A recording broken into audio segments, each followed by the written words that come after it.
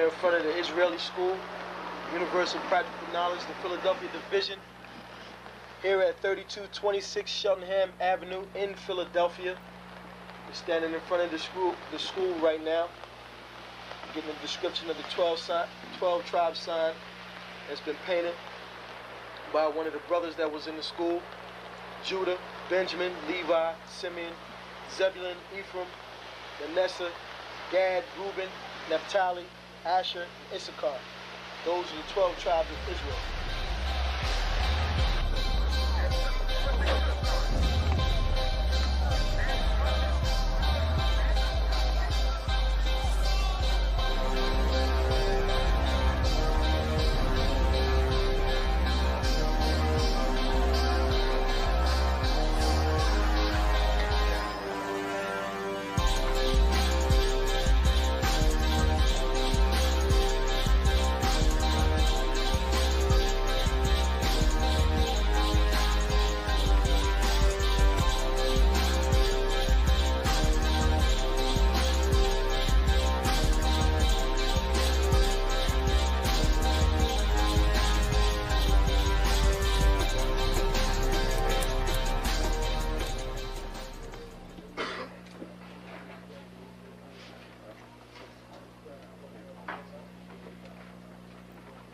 Shalom. Shalom. You've been waiting for this day, so this day has finally come. A lot of you have been wondering where this knowledge that you've been hearing is coming from, and the powerful truth that you've been hearing, how this was established.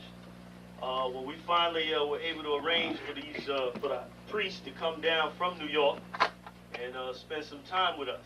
And I'd like to introduce them if I can. These are some great brothers. We're very glad to have them with us.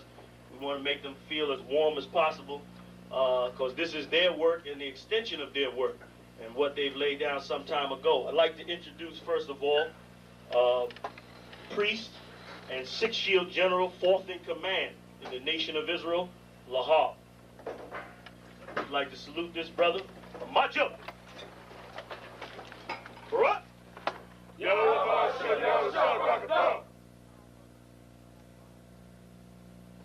Yeshabim, which means sit. And I'm going to turn it over now to Priest General Lahab. Water, brother. I'd like to say this, starting off, we're very impressed at your school here, and we're very impressed to see that the brothers and sisters in Philadelphia think enough of the Most High and the Bible and the truth and your nationality to be a part of this, because most of the brothers and sisters are running from the truth.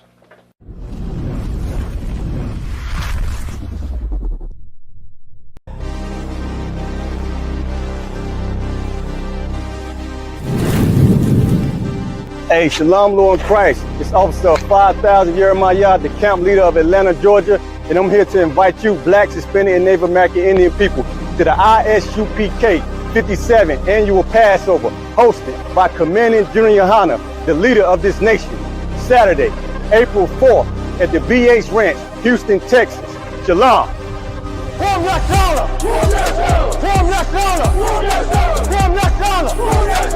Be there.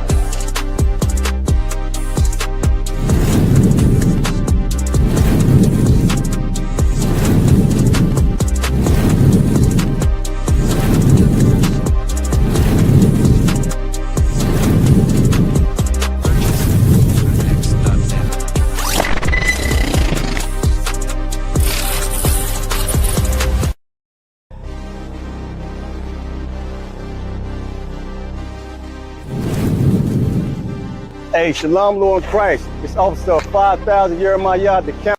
It's that time of year. We're going to be in Houston, Texas from April 1st to April 5th, celebrating the Lord's 57th annual Passover under Commanding General Yohana. Jam-packed, full of events, line dances, fishing, horseback riding, rides for the kids, bounce houses, and the annual lamb slaughter held at the BH Ranch. And it ain't no party like the all-black party, the annual all-black party 14149 Player Street in Houston, Texas, you know it's going to be lit. All leading up to Saturday, April 4th, the Lord's 57th annual Passover. You still got time. Go to isupk.com to pay your Passover fee. 18 and over, $200. You do not want to miss the Lord's 57th annual Passover. Houston, Texas. Shalom. Shalom. This is to all Israelite groups and all Israelite communities and all breakoffs from One West and breakoffs from breakoffs from breakoffs no matter what rainbow uniform you wear, red, white, purple and white, all white, it don't matter. You should all treat the ISUPK like your weird, misunderstood Sabbaths. You shouldn't do anything until you counsel with the ISUPK. We'll tell you when and what to eat. We'll tell you who to marry. We'll tell you who to have sex with and how. We'll tell you how to resolve conflicts with your wives. We'll tell you how to resolve conflicts with your kids, your brothers, your sisters, your parents, your friends, everybody. We'll tell you when and how to pray. We'll tell you how to direct your life in a way that's pleasing to the Most High God of Israel and our Black King Yahushua, a.k.a. Jesus Christ. We will be to you instead of a God. Just like the Most High told Moses in Exodus 4:16 that Aaron would be to him instead of a mouth and he would be to Aaron instead of a God, that's what we'll do for you. It is what you all need because none of you know what the fuck you are doing. I pray you understand. Shalom. Shalom, Israel. It's time to come get your full dose of truth for the week. You got Mondays, history class, taught by Officer 500 Shariwan and Officer 500 Ahabawan. 7 to 9 p.m. Eastern Standard Time. Tuesday, you got Word to the Unwise podcast from 6 to 7 p.m. Followed by the main event, Captain and Priest Hadaria Allah, teaching scripture breakdown, the Bible like you never heard it before. 7 to 9 p.m. Eastern Standard. Wednesday, we got Priest and Officer 1000 Awaja teaching you all about the law. Tune in. 7 to 9 p.m. Eastern Standard Time.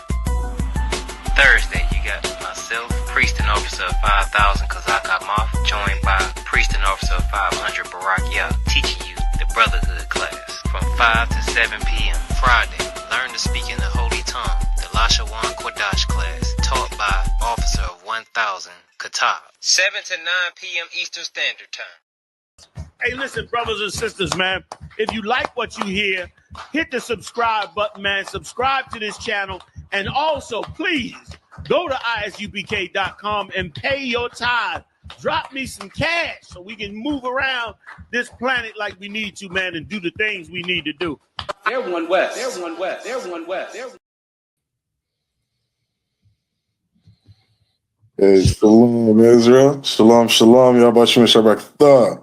Yabashim Shabrakatah, sir. Can you hear us? Khan, how's my sound? Oh, you sound excellent, sir. Excellent, sir. Most High in Christ. Let me control if you don't mind. Khan, go ahead. Shalom. Yabashim Shabrakatah to the brothers. Yabashim Shabrakatah. Yahweh Shemar Lathah by Hashem Yahweh Shai to the sisters. We are the ISUPK under Commanding General Yohana, right? And what we teach is the truth behind this Bible, right? And we've been doing this since 1969, 125th Street, Harlem, New York, teaching Black brothers, Native American brothers, Hispanic brothers and sisters that we are the chosen people of the Most High God, right? That and this Bible proves it so. This Bible proves it so, right? And today, we're going to get into something heavy for you today, right? We're going to get into the psyche, right, of how your oppressor deals with you, right? It says, white lies prevent you from believing in the Bible. You got all these individuals around here that talking about they so spiritual. I don't believe in a certain religion. I'm spiritual. Yeah. Sounds like that stuff you stuff in the grass when you walking across the grass and you delivering mail, right? To me. Now, sir, if I may, because I don't got too many words I can say today. Because go ahead. Yo, I got a video, and this video gonna show two sides I want to show real quick. It's a snippet of a movie because you don't watch movies, so I figure I'll bring this snippet. And this show's gonna show you right now, Israel. Like if you read Deuteronomy 28 and 68, it's gonna show you that you were sold unto your enemies, right? You were sold unto your enemies. It shows you a couple things, right? It shows you not to follow the way of the oppressor. It also shows you that you can't believe in the same God as your enemy. You cannot believe in the same God as your enemy because one is because your prayers are different. You got that, Kahar? Watch this, sir.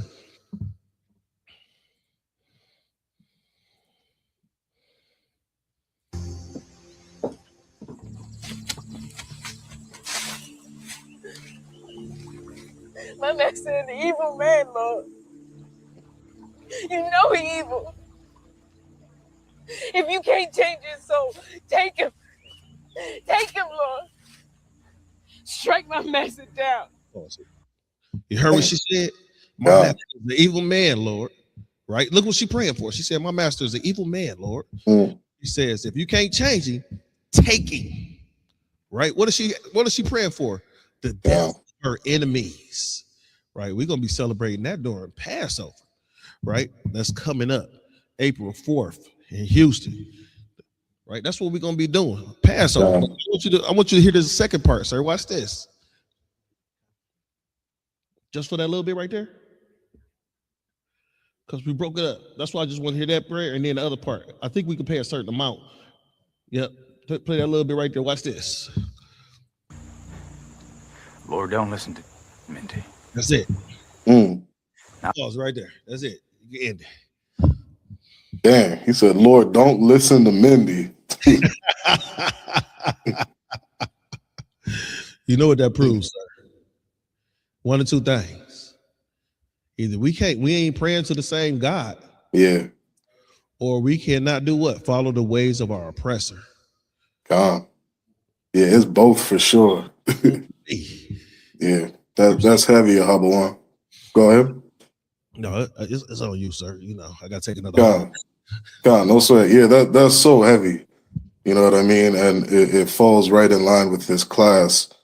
Like there's a scripture that speaks on it in Ezekiel where it says, you know, the nation of Israel would be devoured by the beasts of the field. And we have literally been destroyed in this kingdom. You know what I mean? For lack of a better word, we've been such an abused and oppressed people, namely under the children of Esau, the children of Edom. They have done a number on us since our destruction as a nation. You understand? And it's so, man, I don't know how to explain it, but it's painful to watch when I see my people, Blacks, Hispanics, and Indigenous, actually look up to this nation as a source of righteousness. You know what I mean? We look up to these people to teach us morality, to teach us the ways of life.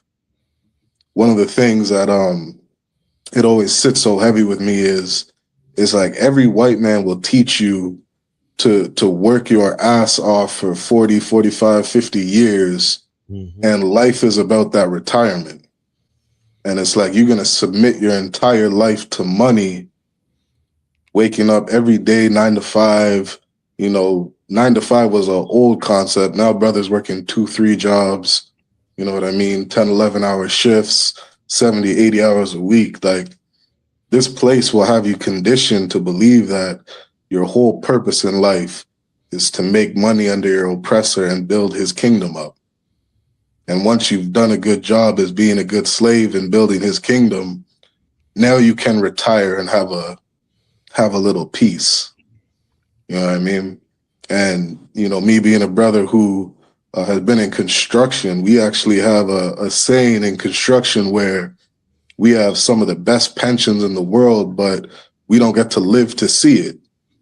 Yeah, and I've seen so many construction workers they finally hit that retirement age and they die within the next 2 years. I remember this man went and bought some $100,000, what do you call them? Those RVs. Spent all his money and his savings on some $100,000 RV, and then he died the next year. You know what I mean? And it's like to fall in line with your oppressor ways of thinking. You know what I mean? He'll really truly teach you how to be a good slave here inside of America. You know what I mean? So there's let's get into the topic. You know what I mean? We're gonna break down some of the lies that we've inherited by this abusive race of people.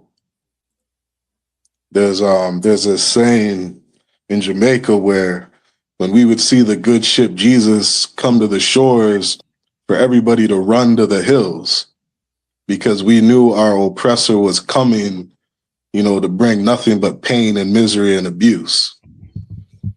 You know what I mean? That was a saying that we had, and that's the spirit of our oppressor. It is all throughout the Bible. If you could, Ahabawan, I'm gonna just get you to read one verse. I'm not gonna ask you for much tonight. If you could grab Isaiah, what is that? Isaiah chapter 3 and verse 12. I want to read that verse. And Ka'ar, if you could pull up the psychology of a child. And Ka'ar, read that when you got that pulled up. Come on, sir, I got it. Ka'ar, go ahead. This is Isaiah chapter 3 in verse 12. As for my people, children are their oppressors. Children are their oppressors. Like this is wisdom of the Bible. And what Ahabawan said earlier, you know, you had mentioned the truth and how valuable the truth is.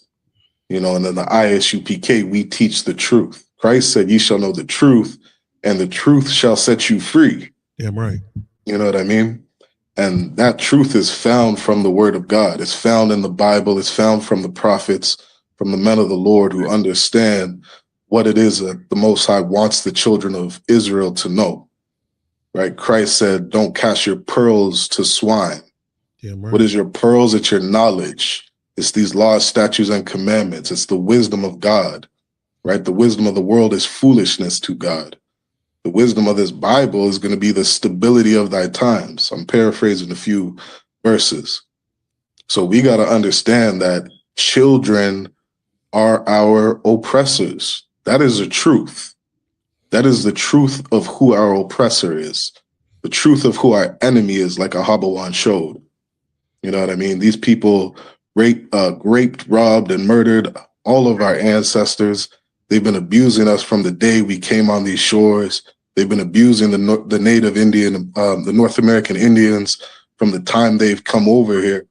You know what I mean? 2025, they still don't have clean drinking water on reservations. Meanwhile, sending billions of dollars to Ukraine, billions of dollars in funding to Israel.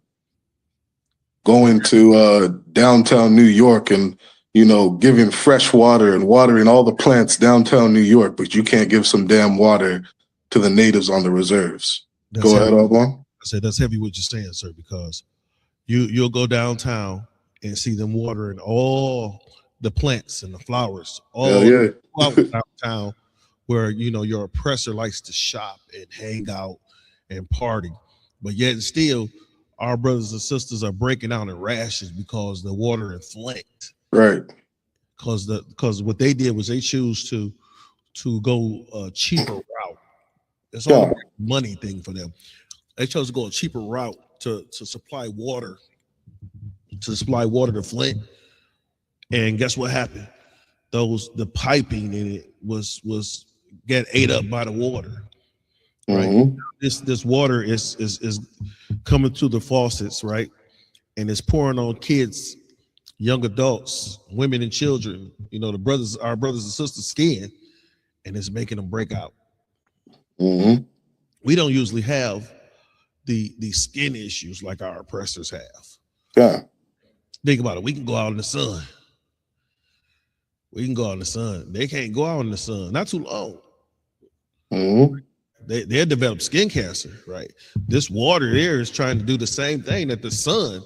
Think about it. They made a man-made issue that the water in Flint is trying to do the same thing to our people that the sun does to the oppressor.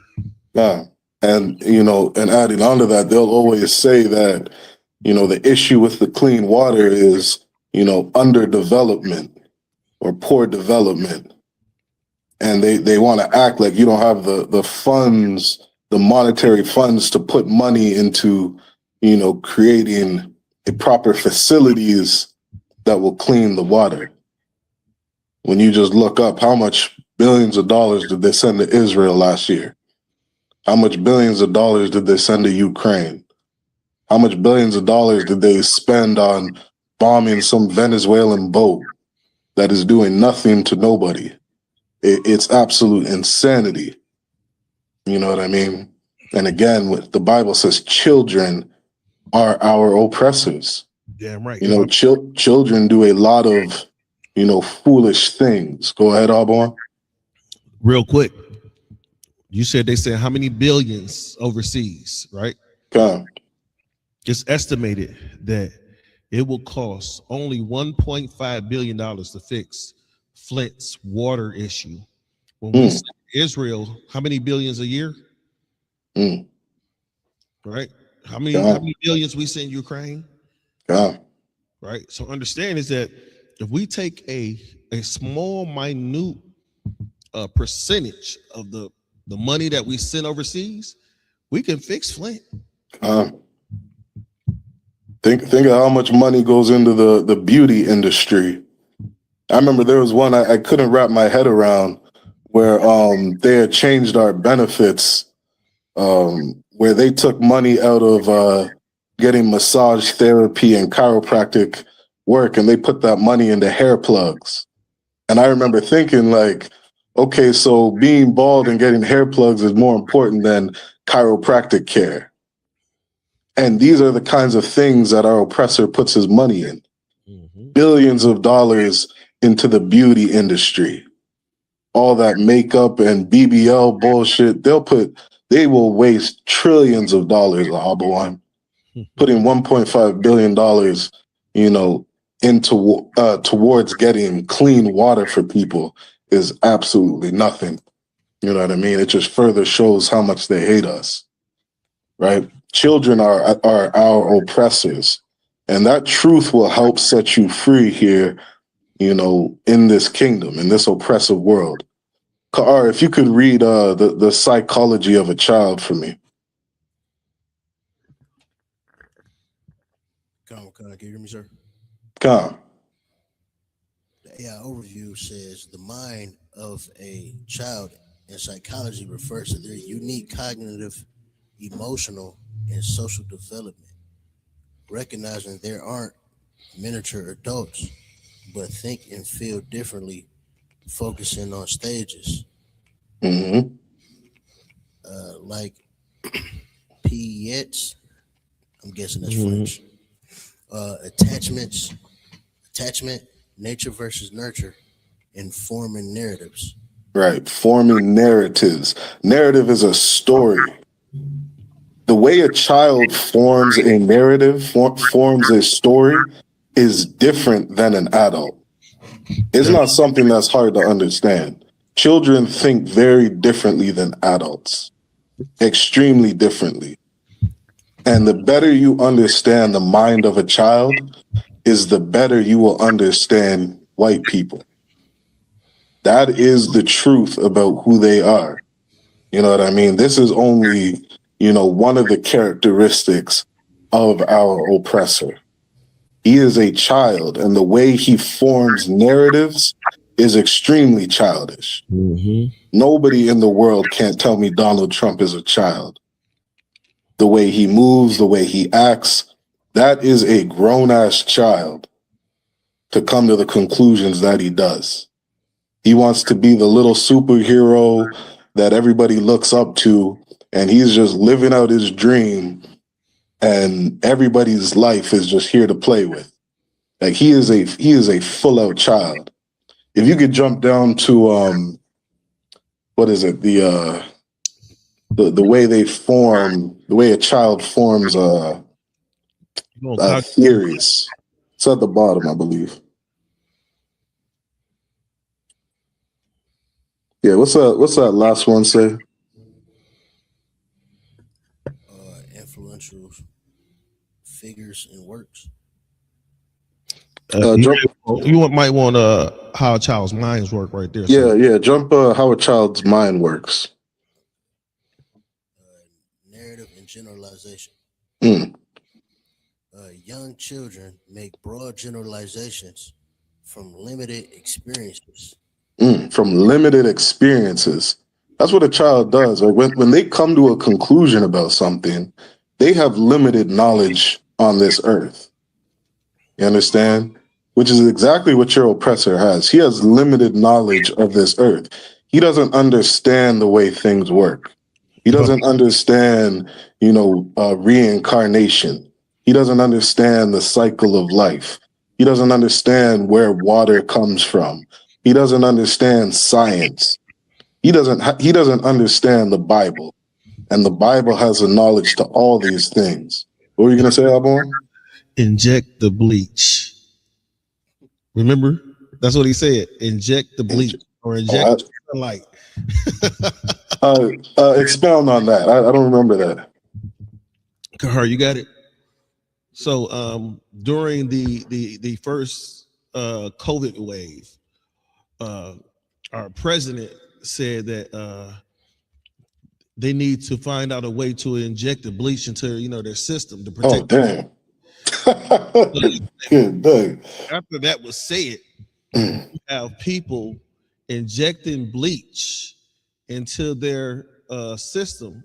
Now, I got a video to back it up. Let's not get into that for time's sake. I believe it. I know it's true. You know what I mean? And when you say that, like that would sound crazy to somebody who is a adult. You know what I mean? To somebody who has, some form of reasoning. But if you understood that your oppressor was a child, like that wouldn't faze you. It wouldn't surprise you. You wouldn't be looking at them like, damn, did he really just say that? Because you would understand he's a child. He doesn't know any better. He's not somebody who should be in charge. He's not somebody who should be ruling the earth. He doesn't know any better. I remember somebody was talking to me today about parasites in the body. Mm-hmm. And it's like, I went to look up, how do parasites get in the body? And one of the main causes is eating raw, uncooked food, eating raw, uncooked beef or pork. And the Bible tells you all through Leviticus, don't eat blood, don't consume blood, don't eat raw meat, cook your food. Not just cook it, but Leviticus says wash the food, wash the meat, wash it. You know what I mean? Another way people get parasites is from not washing their produce. You get an apple or whatever, so some vegetables, wash the shit before you eat it. Who was just saying don't wash the chicken, just cook it? You know what I mean? And again, if you're a child, a child doesn't know any better. We got to understand that. Child doesn't know any better. And so how diabolical is it that these children taught us the Bible? These children came over with Christopher Columbus and said, we're going to civilize you. They came over and they took our records and they said, this is what this verse means. This is what this story means. You're listening to a grown child speak. There's a video I sent you, Ahabawan, on talking snakes. If you could pull that video up. I'll send it to Kahar, but Kahar, you can't find it. You got it? Oh, it might have been something about the Garden of Eden or something like that. Kahar. Yep, that's it right there. Play that. My first Bible. In the Garden of Eden, Adam and Eve lived in a beautiful place that God had created for them, where the animals lived in peace and none of them were afraid. The Garden of Eden. Adam and Eve loved God very much. Pause that. Naked through the garden. So think about this. They picked up this Bible. They read Genesis 1, Genesis chapter 2, and in their minds, they're formalizing their opinion on what this is saying. And they really came to the conclusion that there was a naked man walking around in a garden outside, some vegetable garden that you have in your backyard, full of animals, and lions are just beside you. What was that there? This naked man petting a lion. Well, you've seen that before. Like, come on. The lion ate the digger. Yeah, I see. That's exactly what I was gonna say, Alboy. I see them playing with these damn lions and bears and getting mauled out of their stupidity. Like this is really what they taught us. And as you laugh, Alboy, how many of our people believe this shit today? Most of them. Shit, keep playing that card. Because they had nothing to be ashamed of. You got the video. Bring the video up on the screen. Hey, sir, I once believed it. So so did I, Alboy. It was passed down. It was almost like we never read the Bible. All we did was listen, allow somebody to feed it to us, and never looked at it. You hear people. You don't hear too many. You only hear ISUPK say the Bible say this, the Bible say that. Right. Right. We say we follow Commander General Yohana, and then we say the Bible say this, the Bible say that.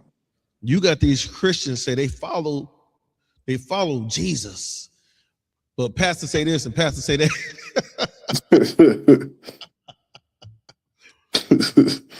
God.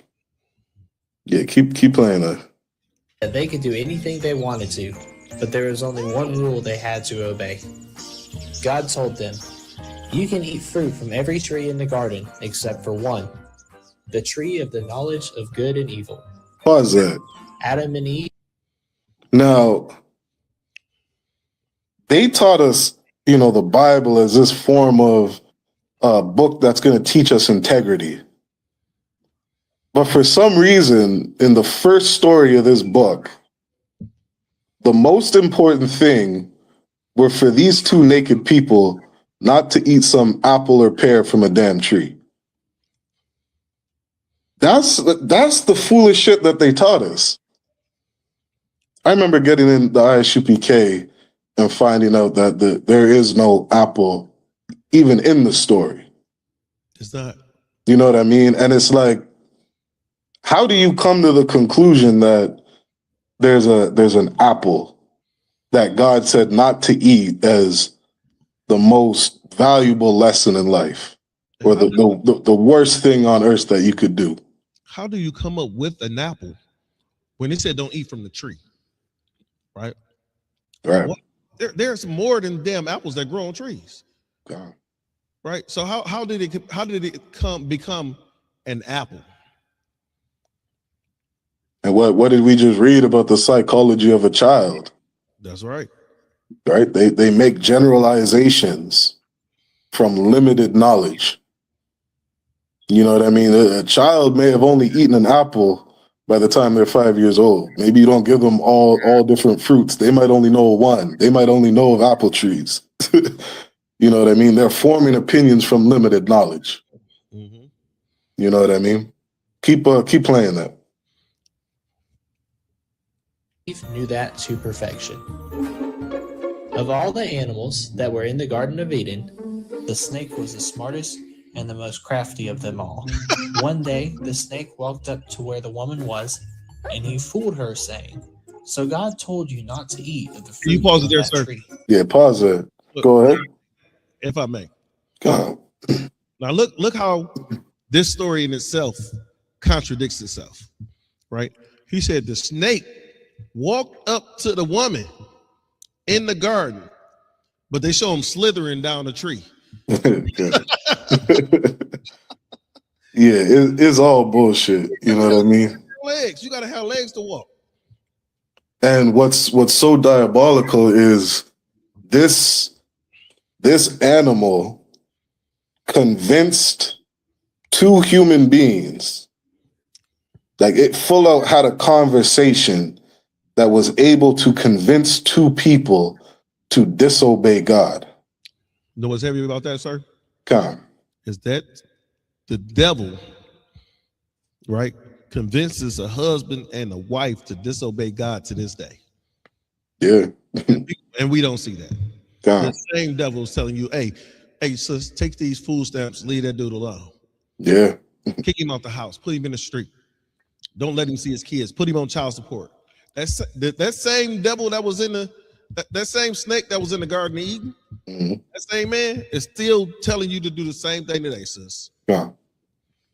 And an adult can understand that, Harborn. You know what I mean? An adult can understand that there's a man in front of me, you know, convincing me to destroy my household. But a child's going to tell you this bullshit. They're going to tell you that animals talk, and they're going to convince you to disobey your God as, you know, as the entry of all sin, of all evil and punishments and judgments that come on this earth was because somebody ate some damn fruit. If I may. God, go ahead. Another thing about the snake talking is that white man science teaches you that you develop from monkeys and apes into humans, correct?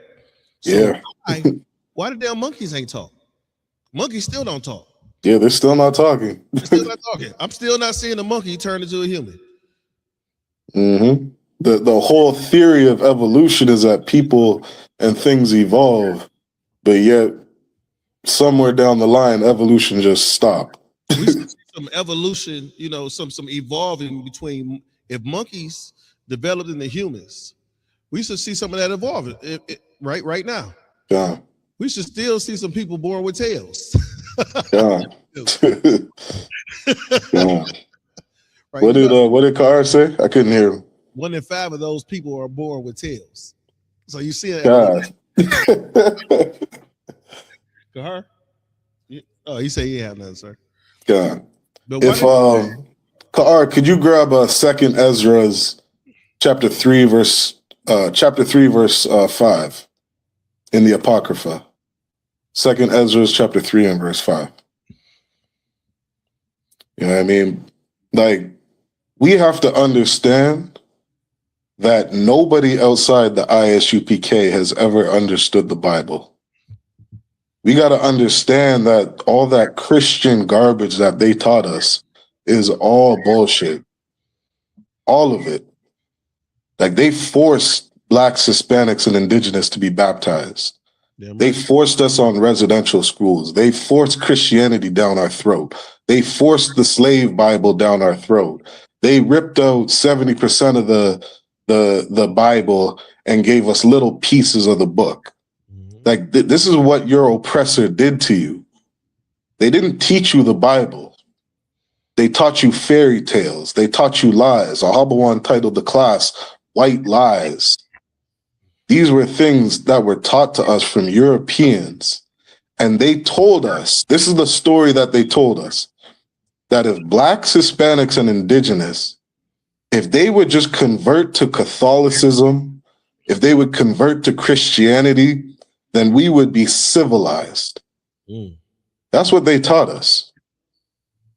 And you convert to Christianity, and you're going to be taught this lesson that eating a fruit from a tree is the worst thing you could do against God.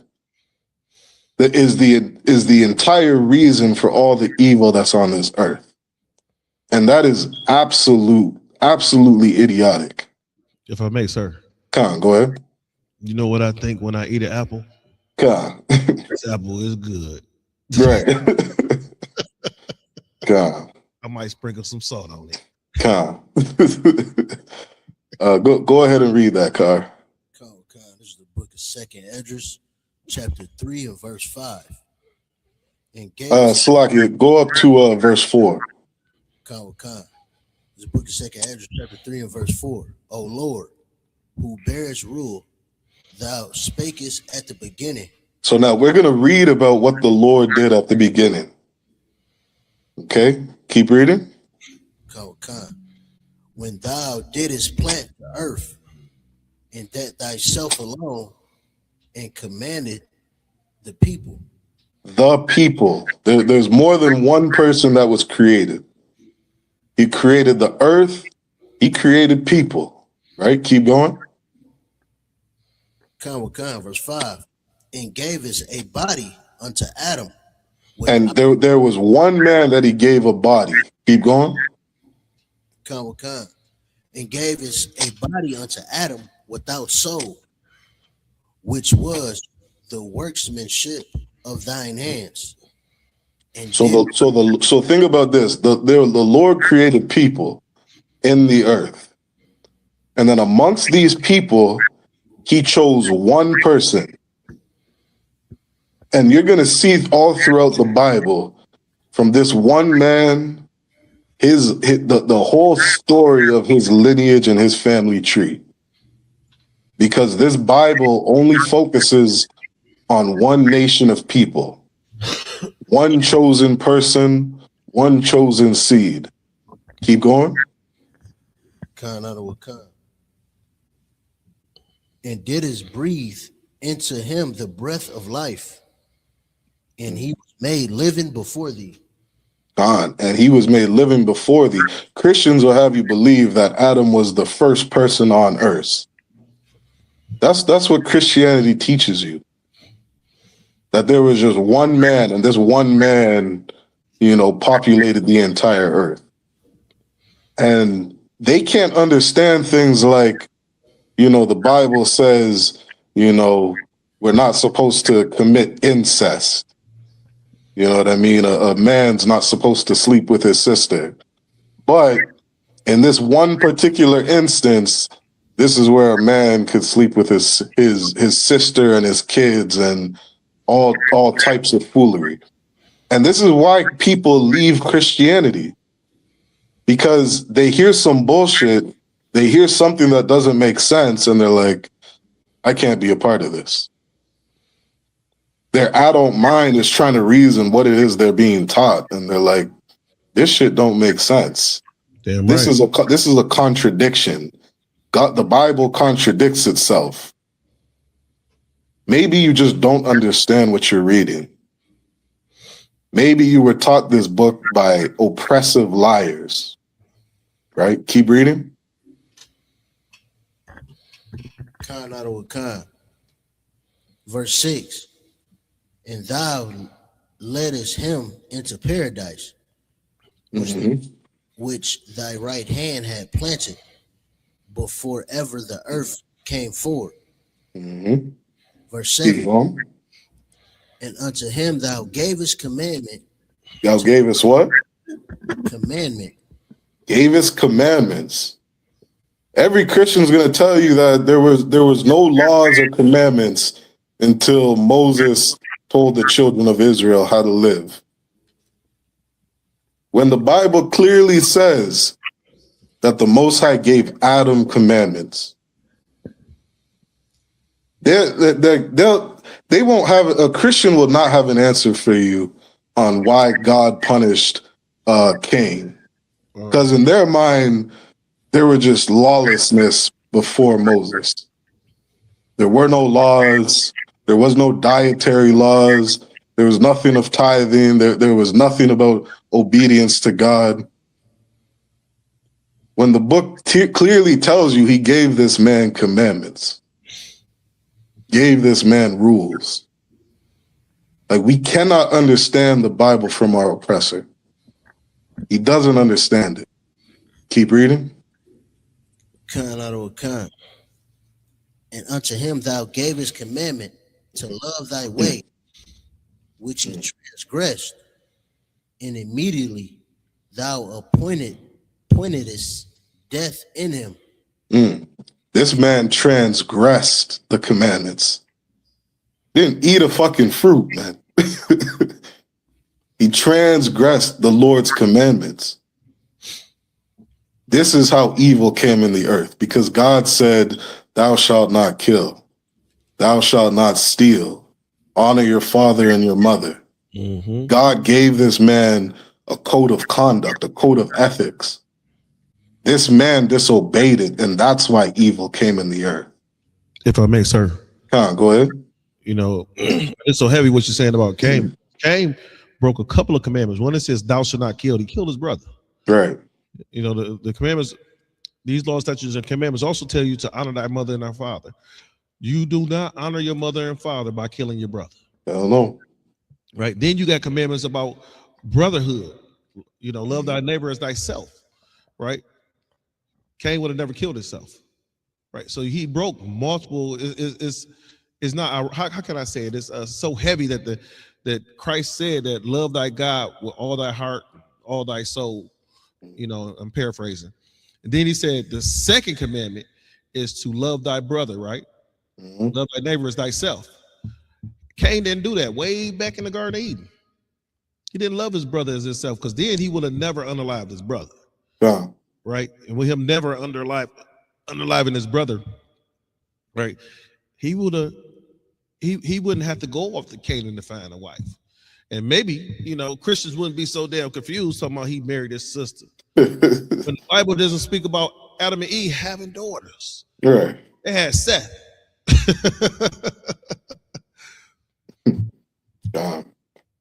Like they cut out half the Bible, you know, 70% of the Bible, and maybe they didn't read this verse.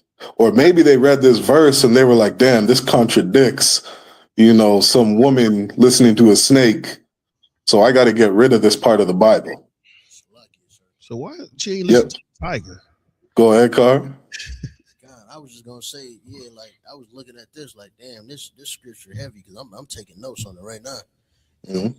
Damn, this scripture is so heavy, and yeah, this is one of the reasons they had to take out the Apocrypha, because it made, you know, it connected the, you know, what they broke up into the Old Testament and New Testament, and it just made it make more sense. Right. So clear. Esdras, all his questions that he was asking just uncovered a lot of the secrets of the Bible. It makes it a lot clearer. God.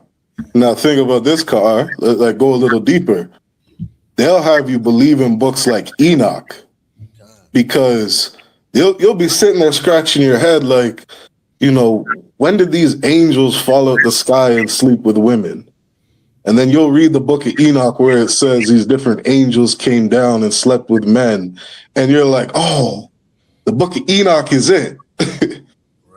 Think of all those Israelites who are like, damn, the book of Enoch and Jubilees are lost book. I think it's the book of Jubilees that speaks on animals talking in the garden.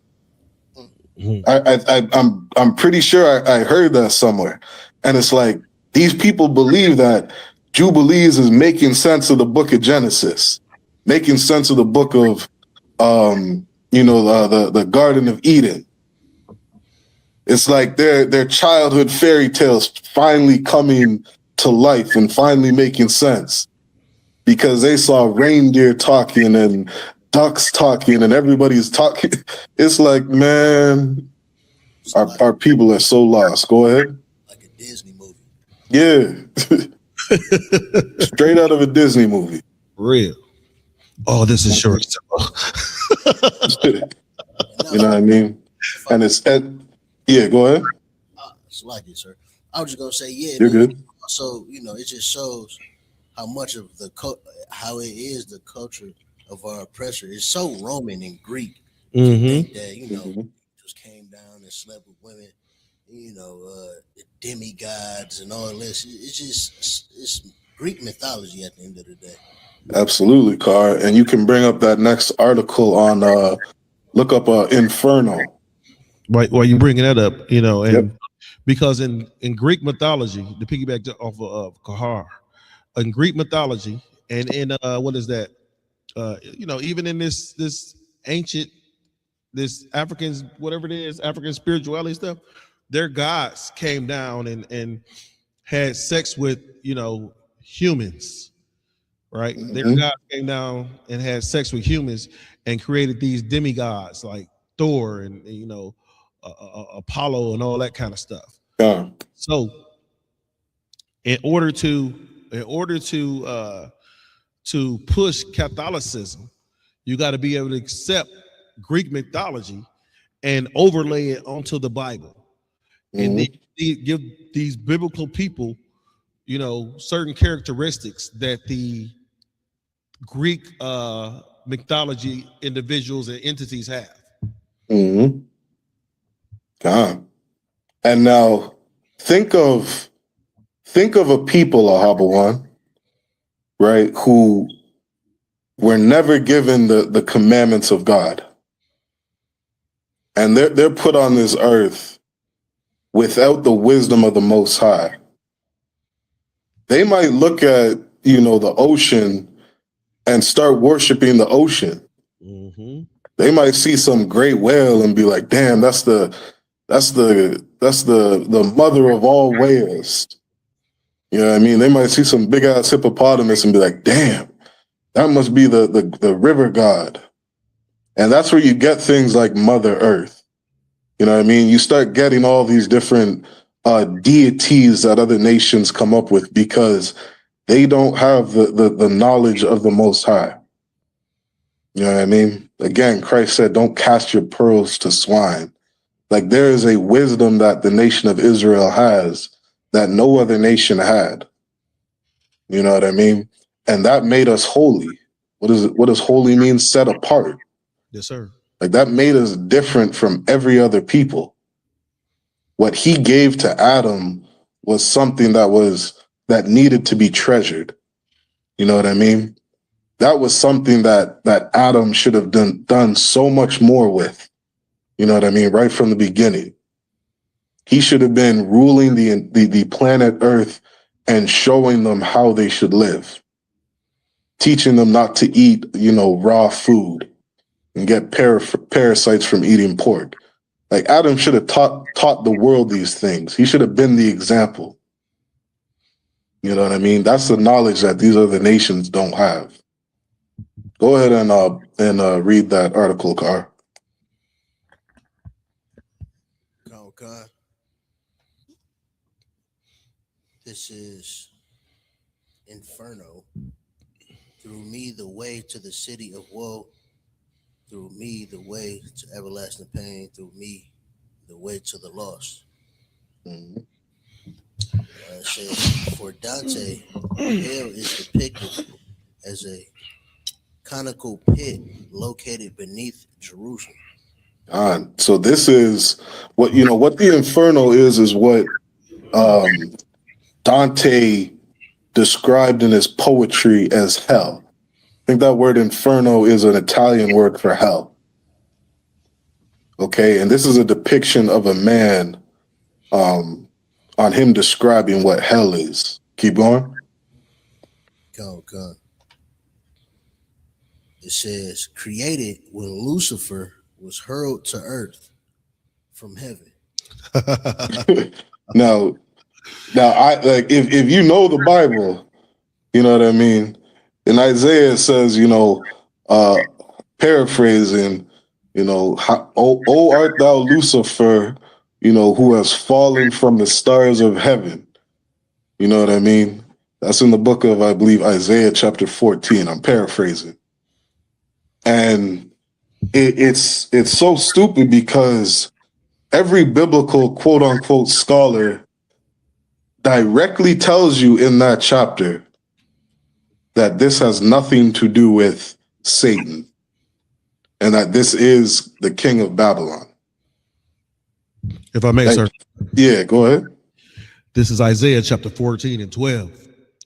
How art thou fallen from heaven, O Lucifer? Oh, art thou fallen from heaven, O Lucifer. Slacky, finish it. Son of the morning, how art thou cut down to the ground, which didst weaken the nations. Read that part again, Ka'ar.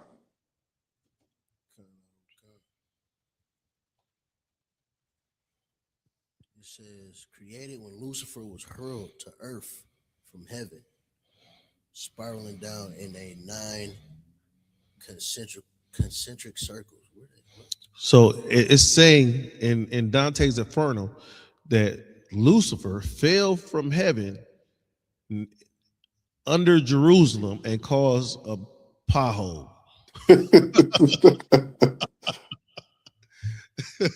Yeah, children are our oppressors. Like Dante was very imaginative when he was, reading the book of Isaiah. He probably was high. He probably high. You know what I mean? Our oppressor is there's no more profane person as Esau. I mean, profane means unholy, ungodly. Esau is a drug addict. Esau is a sexual deviant. Esau is a liar. He is, full of every foul spirit.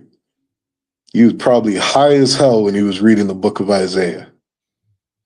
And what's so sad is that idea that he had was proliferated throughout the earth. You know what I mean? It was pushed so heavy as the real depiction of what hell is. Keep reading, Car.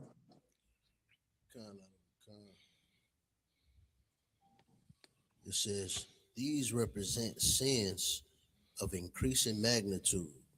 Lust, gluttony, greed, wrath, heresy, violence, fraud, and treachery. Is that 7 sins? I think it was 9 that he had. He had something like 9 levels of sin or something like that. Okay. I think that's 8 right here, but then it says, and are populated by historical, literary, and mythological right there. figures. And what kind of mythological figures? Kind. Mythological figures. What does mythological mean? Fake. Yeah. Fake news. That's fake news. I can sound like Donald Trump with my voice. It's fake news. Yeah, it's wild. Yeah, I mean, and it's crazy. Like 2020. Well, we're 2026 now. Yes, like, sir. You can. There's so much knowledge on the internet. There's so many things that are just at your fingertips just by typing on Google, asking AI. I mean, you don't got to go to a library and find some book in the back of the library and read it to get a piece of information, which is exactly who the men above us did to establish this school. Like, they did some serious research. You know what I mean? And they told us back in 1969, hell, the depiction of hell today is what Dante's Inferno wrote up in a book. Now, I tried looking at the poetry of Dante's Inferno. That is a long ass book to read through. Salakia. It's a good sleep. That is an annoying ass book to read through, and it's poetry.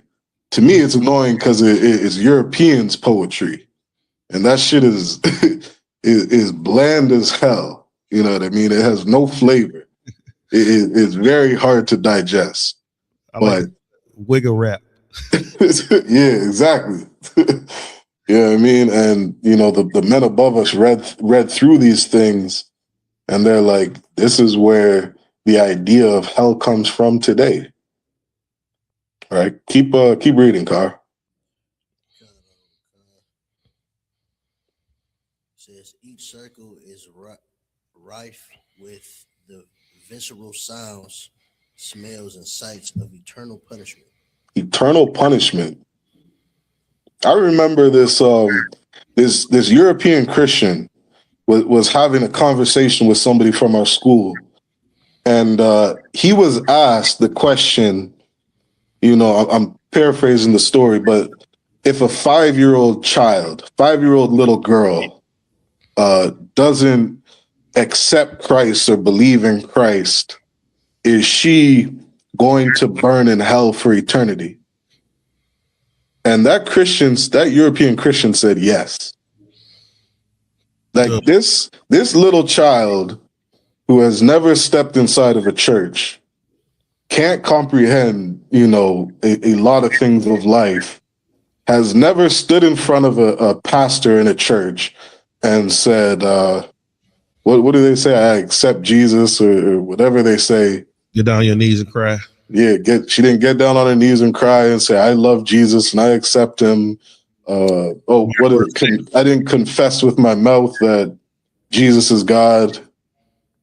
Because that 5-year-old never did that, she's going to be eternally punished. If I may, sir. Come on, go ahead.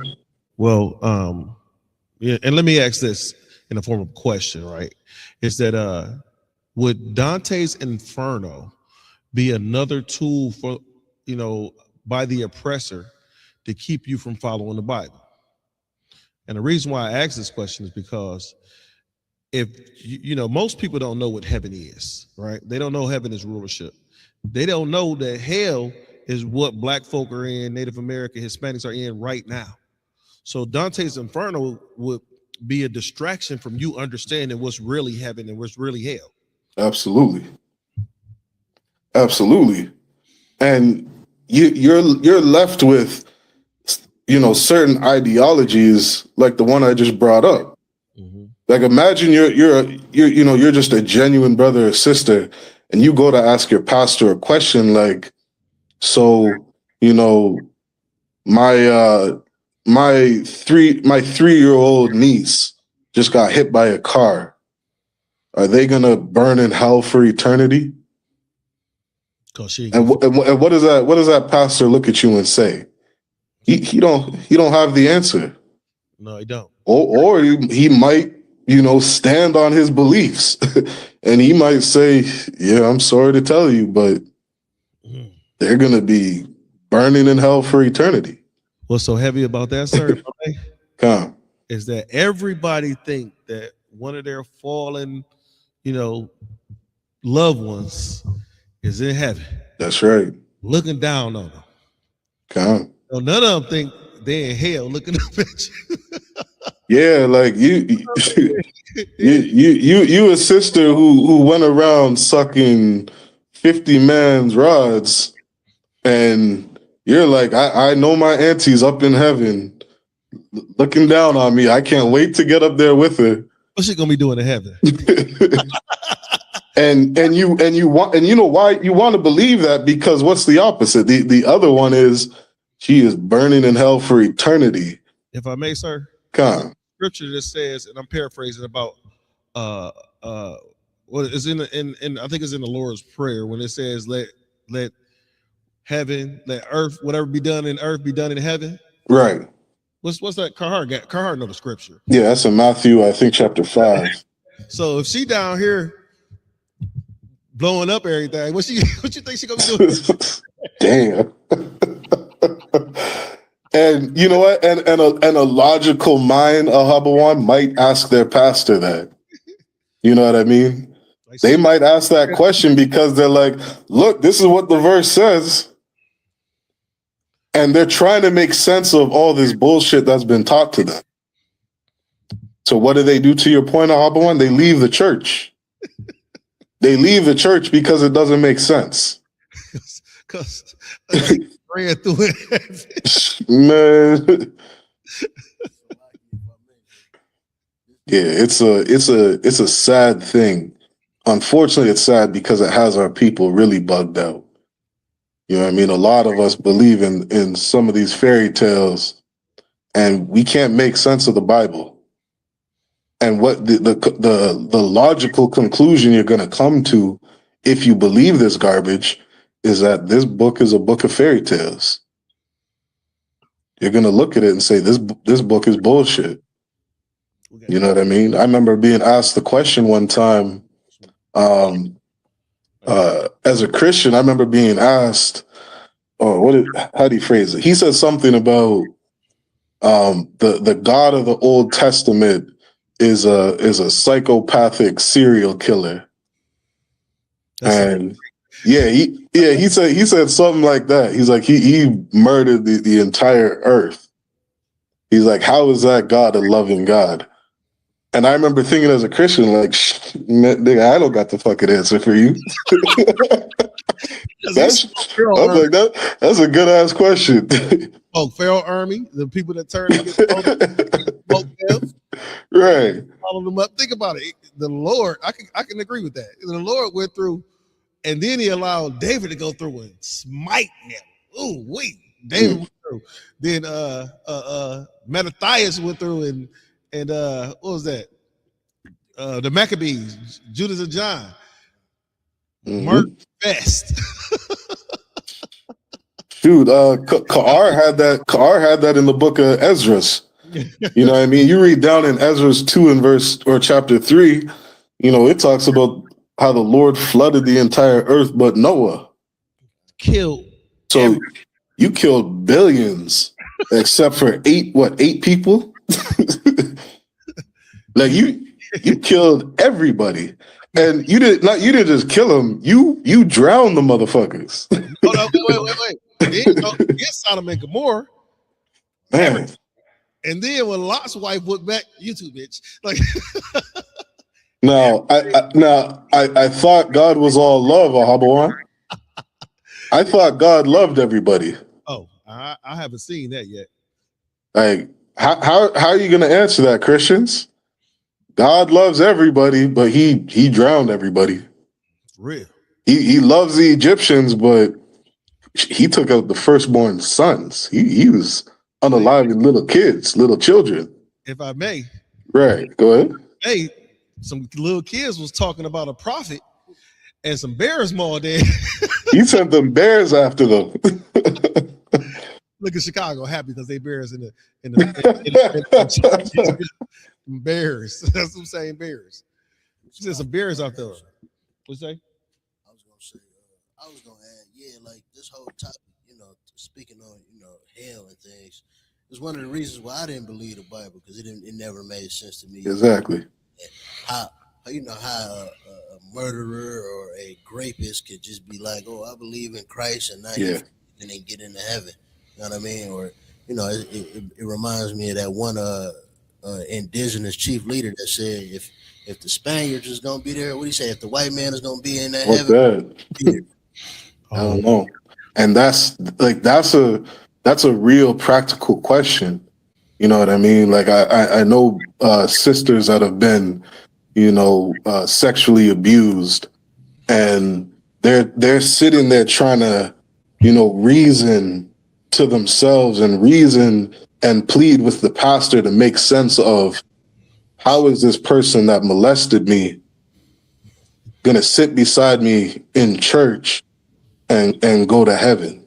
That's not third church. That's not heaven. That's Thanksgiving. Yeah, that's Thanksgiving. That's hell for a sister. Mm-hmm. You know what I mean? That's hell for a lot of people, and they're sitting there trying to suck it up and just accept the Christian bullshit that's being taught to them. Yes, sir. You know what I mean? Only an abusive bastard would teach you that lie, which is exactly what Europeans taught us. They taught you to love the person that is molesting you, to love the person that is abusing you, and you're going to see them in heaven. You're going to hold hands with them in heaven. And that's supposed to be what you look forward to. That's the God that you're supposed to serve. That's the Bible that you're supposed to believe in. Go ahead. I was about to say, the white man teaches you to follow Stockholm. What's the Stockholm syndrome? Stockholm syndrome. Come on. It teaches you to love the person that has abused you, love the person that has constantly manipulated you and deceives you. You know why? Because that's what he's done.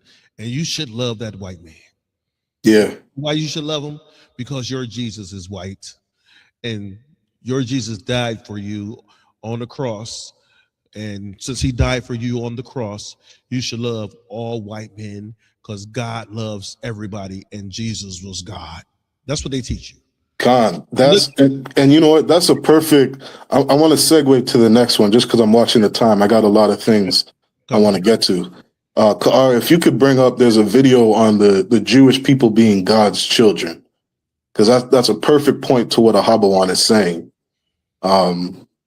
Because Like, they didn't just teach you to love white people.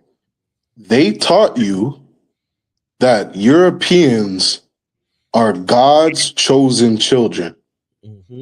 They taught you that they are the holy of holy, that they are the representatives of on this earth as God's chosen people.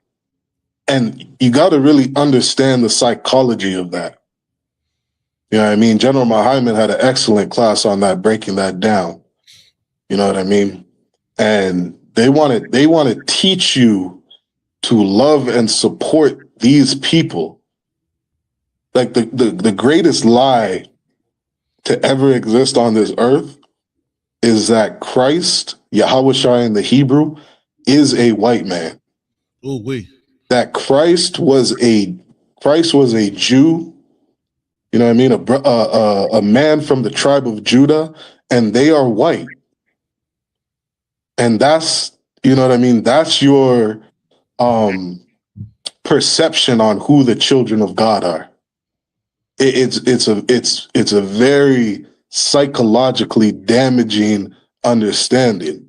I remember Commanding General Yohana had said one time, and I'm telling you, Ohabawan, this was like, I remember listening to what General Yohana said, and I made it my goal for my kids to beat that black doll test.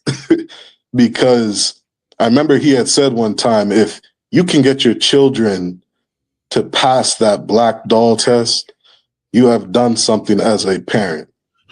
You know what I mean? Because in the minds of these kids, they think the white man is the hero.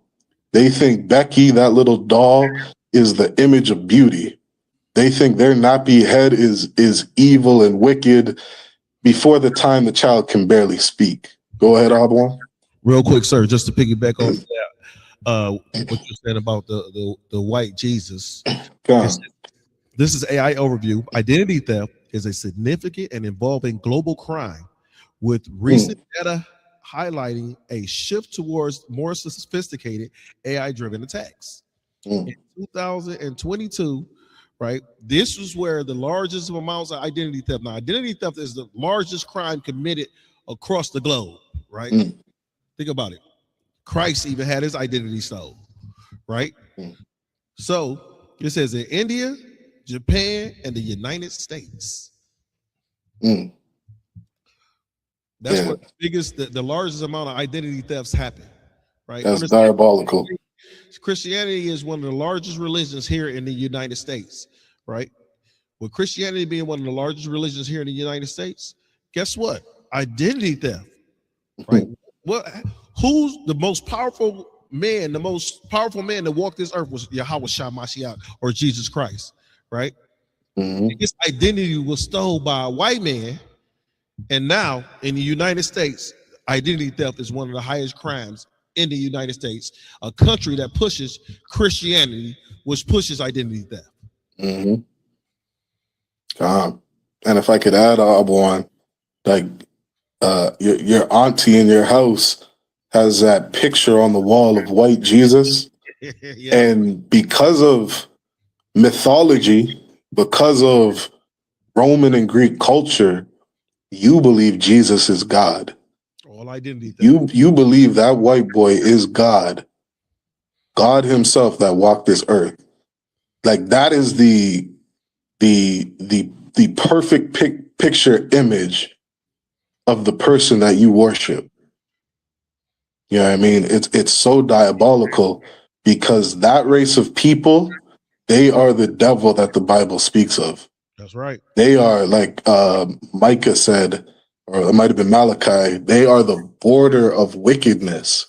Like, that race of people is an absolutely diabolical virus on this earth. And to accept them as your God, man, that's why you live in hell. You know what I mean? That's why you see all the destruction that you do. Go ahead and play that, Ka'ar. You got to keep moving along.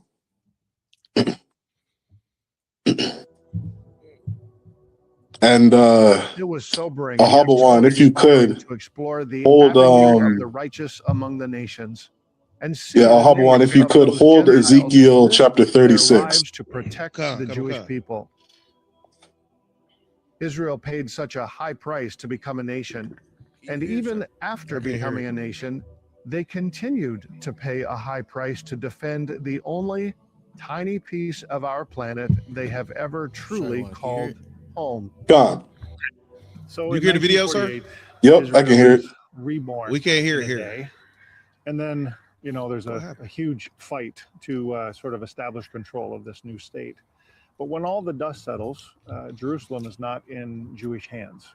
Why is what happens in 1967 so important for the Jewish Did you actually live in his home? So, you know, the original impetus, the European impetus to create a Jewish state begins with the end of World War I, really, and different programs and plans. What happens, without going to the whole story, is initially Israel was supposed to be huge, 3 times the Right size there. of what it is today, even with those territories that are disputed. By the time we get to What's even that crossed out right 1948, there? the British have taken the remaining 25%. Go to the sound. Go over. Go down. Go which over. in Go violation over. of the Go over. agreements they signed Right there. internationally, created Transjordan or whatever, and wanted to subdivide that. So the Jews were going to end up with 15%. Pause it. Pull up another video and see if another one basically play. It could just an be on. impossible little pieces of, you know, little territory. The Jewish population accepted it. The Arabs rejected it. So when the British finally pull out on May 14th, 1940, Israel declares itself a state.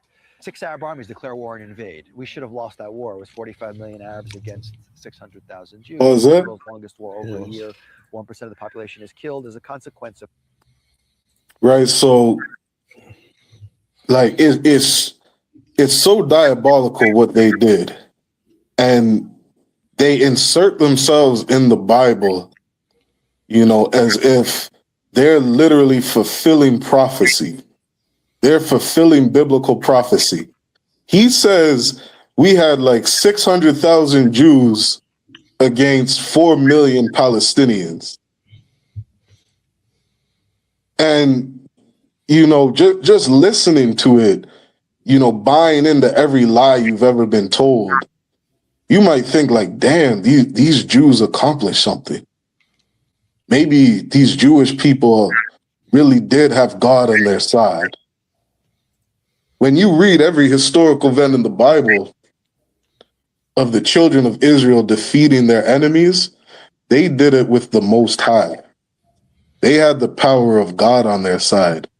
They didn't have the Americans. They weren't relying on other, you know, European countries to defend them. Like, the Jewish people did not win that war with God on their side. They won the war with the Americans' military.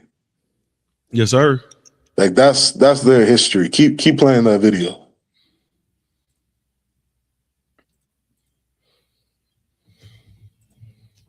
Rejected it. So when the British finally pull out on May 14th, 1940, Israel declares itself a state. 6 Arab armies declare war and invade. We should have lost that war. It was 45 million Arabs against 600,000 Jews. It's Israel's longest war over a year. Damn, they said 45 million Arabs against 600,000 Jews. That's what they believe in. They believe there were 600,000 Jewish people against 40 million Arabs. He not counting the white man he had on his other white man. He had America flying up, dropping bombs on their ass. God, keep playing that. Jerusalem, which includes the Old City, is lost to the Jordanian Legion, which will itself illegally occupy a huge chunk of real estate, which wasn't supposed to be part of Jordan. They're on the other side of the Jordan River for 19 years. And Egypt will take the Gaza Strip. Neither of those, according to any international agreements, even the latter ones, are supposed to be part of those two countries. In 1967, this time only 3 Arab armies tried to destroy Israel. It's Syria, Jordan, and Egypt. And in 6 days, what is arguably one of the most miraculous victories in human history, Israel would triple its territory and completely destroy 3 Arab armies. And for the first time in 2,000 years... Now pause that. They get inside of Israel, and doesn't the Bible say that the world would know war no more? Yes. What wasn't that the prophecy? This prophecy that he's talking about, when you read through the Bible, you'll see that they don't fit any of the prophecies. There's not supposed to be war in Israel. We're in 2026, and there has never been peace over there. They've been over there, what, 70 years?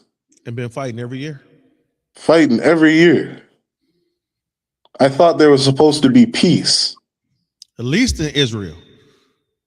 Right? At least. The scripture, and I'm paraphrasing, the scripture says when the children of God return to Israel, there will be peace in the world. God. They don't have peace in Israel. Hell no. Keep playing that video. Since the Roman destruction of Jerusalem, and even then, we didn't have sovereignty over Israel. We were a puppet state. But the first time in 2,000 years, Jerusalem is in the hands of the Jewish people. The Temple Mount is in the hands of the Jewish people. And we have a unified state now with everything that's within the biblical boundaries, more or less, are now more or less back within the hands of the Jewish people. Most importantly, the biblical heartland, which is ironically what's called the West Bank. I never use that term because they say from the river to the sea, which is from the Jordan to the Mediterranean, Palestine will be free. But that piece of real estate looks like a giant figure 8, which included Jerusalem and everything north and south. That is, if you take a Bible and you read where all the stories are taking place, it's not in Tel Aviv. Right.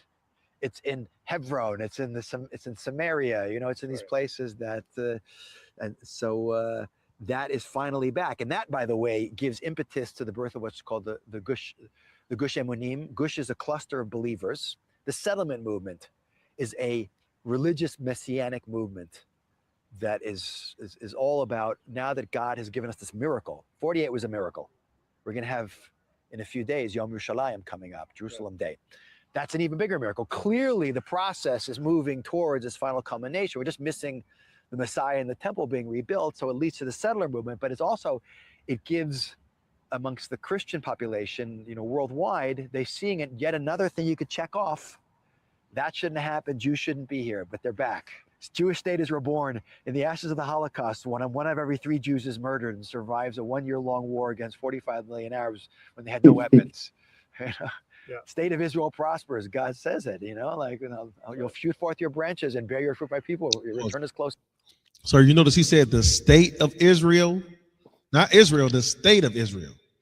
Yeah, he said even though he knows that this small chunk of land isn't, the whole land of Israel, we're in this small part. We're this little piece that we're holding on to fulfills prophecy. He says the Holocaust. There it is in the Bible. That's us being destroyed. That's us being hated by all the nations. That's us, coming to damn near extinction.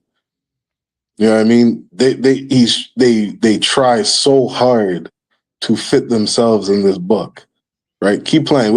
It's almost done. They're in the book. Amalek. Yeah. Hand. That's what Ezekiel says. Behold, I will return to you, and you'll be tilled and sown. I'll multiply men upon you, the entire family of Israel. Look, it's all coming. Pause that. Jerusalem. Grab that Ezekiel 36 and verse 10. Sorry. Go ahead and read that. This is Ezekiel. You said 36 and 10? Come on. Chapter 36 and verse 10. And I will multiply men upon you, all the house of Israel, even all of it. Now, you think white people are multiplying? If I may. Man, go ahead. Now their mortality rate is higher than their birth rate. Say it again. Their mortality rate is higher than their birth rate, which means that there are more white people dying than it is of them having children. So that's why Trump is trying to push this anti-abortion law, because 350,000 of our sisters, babies are aborted in our people every year, and they outnumber us. So how many of their babies are they aborting? Because they're aborted a baby to go to the 10th grade. When I was having them babies, and you in 10th grade with a baby. Was Car gonna say something? Sir, I was gonna say over there in the land, they get skin cancer. Yeah, Very high rate. that's right. They're dying of skin cancer. Their mortality rate is higher than their birth rate. They got Tel Aviv and all those LGBTQ pride people. You know, a man is not making a baby with another man. So I don't know what they're talking about multiplying. You know what, sir? Come. Heavy about what you're saying is that if they want to bring their birth rate up, they might want to ban homosexuality. God. You might want to tell these dudes, if you got to get a woman. You can't get no man. God. Jump up to verse 5 in Ezekiel 36. Come on, sir. You ready? Come. This is verse 5. Ezekiel chapter 36 and verse 5. Therefore, thus saith the Lord God, surely in the fire of my jealousy have I spoken against the residue of the heathen. Keep going. And against all Udumi. All of who? Idumi. All of who? Idumi. The Lord. Now, this is what's wild. The Lord is against the heathen, and the Lord is against all of Idumea. And in this prophecy, the Lord is going to give the heathen as a possession to the Israelites. Now, you follow Christianity and you follow these white lies. They're such good liars, Ahabawan. Like white lies. The topic of this class, white lies on top of white lies. This is a prophecy about destroying Idumeans. This is the biblical name for the white man. And this man is taking Ezekiel and saying, this is about us. This is about us multiplying. We talked about identity theft. Man. Grab Revelations 12, verse 3. And Ka'ar, grab Revelations 20, verses 2. Revelations chapter 12 and verse 3. And there appeared another wonder in heaven. And behold, a great red dragon, having 7 heads and 10 horns. Now, you follow the ideology of a child. They're going to teach you some Game of Thrones type looking ass dragon is going to come out the sky. And this is why no Christian can ever explain the book of Revelations. If I may, sir. Go ahead. Isn't the dragon an animal? What animal have you seen with a goddamn crown on? Good night. Come on, think about it. What animal have you seen with a crown on? Ask your pastor what this is talking about. This dragon with a crown on its head. He gonna know what the verse 4 say. He gonna tell you what verse 4 say. You know that, but he can't tell you what verse 3 say. Can't. Now I know if I ask Ka'ar who this dragon with the 7 heads and 10 horns. Ka'ar can explain this. He's gonna break down all the different nations. He's going to bring out Belgium and Italy and Portugal and the Switzerland and Netherlands and Belgium and the US, because this is a book about a man and his dreams. You know what I mean? A brother who was given dreams, and only a wise person can understand this. You know what I mean? A child could never understand this. They're going to really think that Revelations is about Game of Thrones. The shit's not going to make sense to them. Go ahead and read that verse, Car.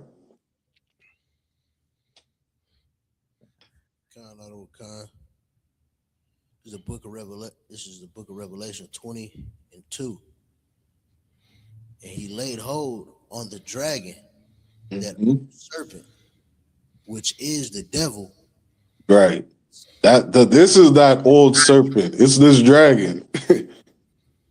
that serpent, that damn cartoon had this talking snake talking to some naked white lady, telling her, don't eat that fruit from the tree. Right? Keep reading. Khan out of Wakan, which is the devil, and Satan, and bound him 1,000 years. Keep going. Verse 3, and cast him into the bottomless pit, and shut him up, and set a seal upon him, that he should deceive the nations no more. And that's what's so important that we got to get off of, are these white lies. All these different European nations, they need to be shut up. Their lies need to stop being pushed on the earth because they are deceiving the nations. They are going around deceiving people, not a talking snake. Talking snake, you don't have to worry about that little garden snake that you see in your front yard. That shit is not going to convince you to go and molest somebody's child. It's not going to convince you to be a drug addict. It's not going to convince you to go to a strip club. That snake ain't doing shit. But there is a man telling you that weed is legal. There is a man telling you that, the strip club is free to get into. Come and have a good time. There is a man telling you these things. And that is the man that taught you the Bible. Go ahead, Abu. Same man told you that man can marry another man, when the Bible tell you man shouldn't lay with man as womankind. Same man deceived you in that. That same man said, guess what? It's okay for think about this, sir. You have these individuals that sexually assault young children. And these individuals get less time than an individual that pull a Ponzi scheme. God. You know what Ponzi schemes are, right? Pyramid schemes, right? Yep. So the individuals that pull the Ponzi scheme, they're getting 20 plus years. These individuals that sexually assault young children, they get 5 years. You sexually assault a woman, you get 5-6 years. Yeah, they're in the neighborhoods right now, and they put them out as yeah. These people that you stole some investors' money. They had money to give you. It's not like investors don't give you their last dime. Because they got to eat, and they got to pay mortgage, and they got to pay bills. So you'll get something that they can, here you go, take that. You never hear about these investors say, I gave up everything, and now, wow, you might. Yeah. But you don't usually hear about that. But these children that are being sexually assaulted, it changes the direction that their life is going to go in, right? You got women that become extremely promiscuous because they were sexually assaulted, or become these super studs. You got men that become, hypersexual, or, they become LGBTQ. Because you've changed this person's life. If I take $10, $20 from you, right? If I take $100, $1,000 from you, that don't change the rest of your life. But if I go in and take the innocence of a child, right? If a person takes the innocence of a child, that changes that child the rest of their life. And that way, I believe that laws should be set up where those people should get more time than somebody that stole $100 from you. You get more time for shoplifting than assaulting a kid. Shoot, you have people robbing the country of millions of dollars, and they sit in the jail cell for, a couple of weeks. You know what I mean? So this whole place itself is just corrupt as hell. You know what I mean? We got to understand that. Grab there's a video on family trees, and a hubble on grab Matthew chapter 1 verse 1. Now I'm gonna start showing a little bit of the flip side. You know what I mean? This is there's a practicality to this Bible that we as Blacks, Hispanics, and Indigenous were never taught. And when we start shaking off all the fairy tale bullshit, fairy tale lies on this Bible, you know, we can better understand what it is, what it's saying. Go ahead and play that. Welcome to County Office, your complete guide to local government services and public records. Let's start learning. How does a family tree arrange members of a family? A family tree is a visual representation of a family's lineage. It typically starts with the earliest known ancestor and branches out to include all descendants. The tree is arranged in a hierarchical format, with each generation branching out from the one before it. The top of the tree represents the earliest known ancestor, with subsequent generations branching out below. Each branch represents a different child of the previous generation, with their own children branching out from them. Family trees can be organized in a variety of ways, depending on the information available. Some trees may include only direct descendants, while others may include extended family members such as siblings, cousins, and in-laws.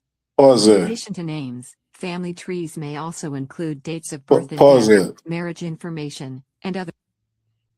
Ahaba 1. Read Matthew 1 and 1. This is the book of Matthew, chapter 1, verse 1. The book of the generation of Jesus Christ, the son of David. This is a book on the generations of a man. It's a family tree. And family trees can include some people. Family trees may not include everybody. It's something that's very basic. It's something that's very simple to understand. What's not easy to understand is a snake convincing a woman to disobey her husband. That shit don't make no sense. But you can read something as simple as, this is somebody's genealogy. It's something very simple to understand. Grab Baruch chapter 4, verse 1. Right? Keep reading the Ahaba 1. Khan on the one Khan, sir. The son of David, the son of Abraham, verse 2. Abraham begat Isaac, and Isaac begat Jacob. And Pause Jacob, it. So you got son of Abraham, who's a man, son of David, who's a man. The whole earth knows who Abraham is. The entire earth knows who Abraham is. Abraham, Isaac, and Jacob. The Abrahamic faith. The entire earth knows who this man is. And he was a man. You understand? David is a prominent person. The book doesn't have to list everybody in your genealogy. Abraham was a prominent person. And what do you do in family trees? You put in the prominent people. That's all a family tree is. Everybody knows who this man is. So this is the person we're going to name. Right? It's not something that's hard to be understood. Grab the Tel Dan Steli car.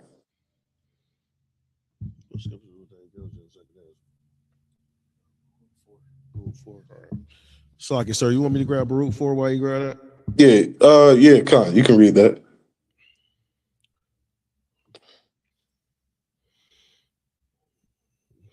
Let me start at 1. Khan, go ahead. This is the book of Baruch, chapter 4, verse 1. This is the book of the commandments of God and the laws that endure forever. Go ahead, finish up.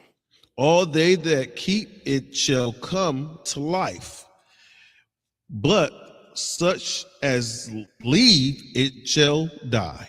Such as shall die. Right. Didn't 2 Ezra 3 and 5 say that Adam died because he didn't keep the commandments? That's all. Because you eat pork, you're going to kill yourself. If you go and kill another man, something bad is going to happen to you. You sleep with another man's wife, something bad is going to happen to you. Damn right. You lay with another man as a man, something bad is going to happen to you. You're going to get STDs and die. These commandments were given to us to live. The breath of life. It gave us some life.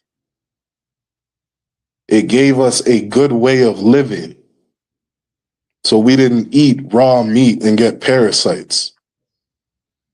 Taught us how to clean ourselves. Gave us separation laws so the whole earth doesn't die of COVID. Quarantine laws, you know what I mean, to stop the spread of diseases. This is a book of the law, a book of practical knowledge. It's a book of genealogies, of history, of people. Go ahead and read that, Car.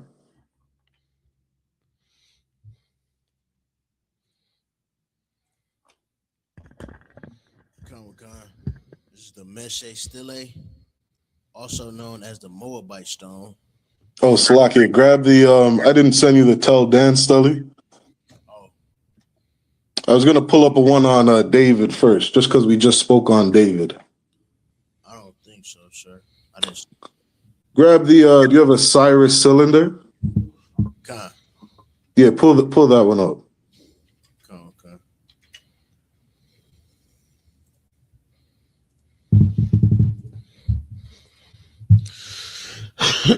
Yeah, we're going to read a couple things that are historical facts. Because all these things line up with the Bible. Because the Bible is a history book. It's a history book on the children of Israel. Go ahead and read that. Okay.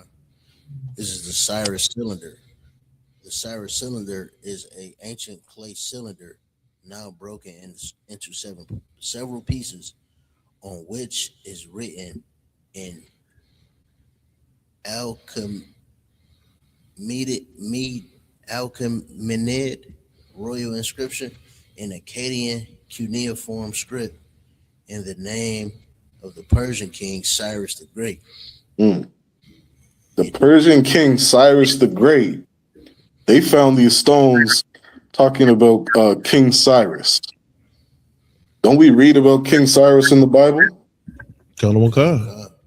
Now you listen to some white man tell you about this Bible, you might have a tough time believing that this is a book about history.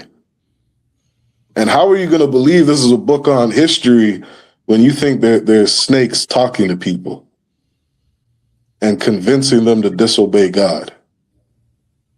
Like, it's hard for somebody with a logical mind to put those two things together. It's hard to take the Bible seriously when you believe in Christianity. It's a very hard thing to do. Ahabawan just read, this is the genealogy of Christ. But because you believe in Christianity, you're like, I don't know if this is his genealogy. I'm pretty sure he was born from an angel.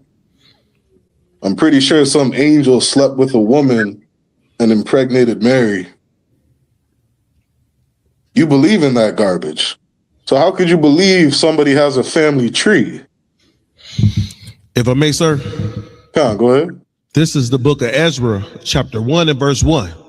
Now in the first year of Cyrus, king of Persia, the word of the Lord by mouth of Jeremiah might be fulfilled. The Lord stirred up the spirit of Cyrus, king of Persia, that he made a proclamation throughout all his kingdom and put it in writing, saying. That's heavy, Ahabawan, because again, how are you gonna, if somebody's reading that and you believe that angels are having sex with women, like, you're not going to be thinking about this book as some historical reference. It's going to be a very hard thing to understand. Because you got on one hand angels sleeping with women, and on the other hand, we're listening about a king of Persia. Did the Persians really exist? What's this story really about? Is it an allegory? Is it a metaphor? Is it literal? I don't know what to make of this story, because you got snakes convincing women to disobey God. Right? Keep reading that, Car. Says it dates from the 6th century BC and was discovered in the ruins of the ancient Mesopotamian city of Babylon, now modern day Iraq, in 1879. It is currently in the possession of the British Museum. It was created and used as a foundation deposit following the Persian conquest of Babylon in 539 BC. Now do this for me really quick. And what was that year? 539 BC. Right now, Habawan was just reading about the king of Persia. Do a Google search, Car, and look up what year does the Bible date the king of Persia or Cyrus being the king of Babylon? If I may, sir. Go ahead. Verse 2. This is Ezra, chapter 1, verse 2. Thus saith King Cyrus of Persia, the Lord God of heaven has given me all the kingdoms of the earth. He has charged me to build him an house at Jerusalem, which is in Judah. Pull that up, Car. See if you can make that bigger. I want to know what the Bible dates King Cyrus being the king of Persia.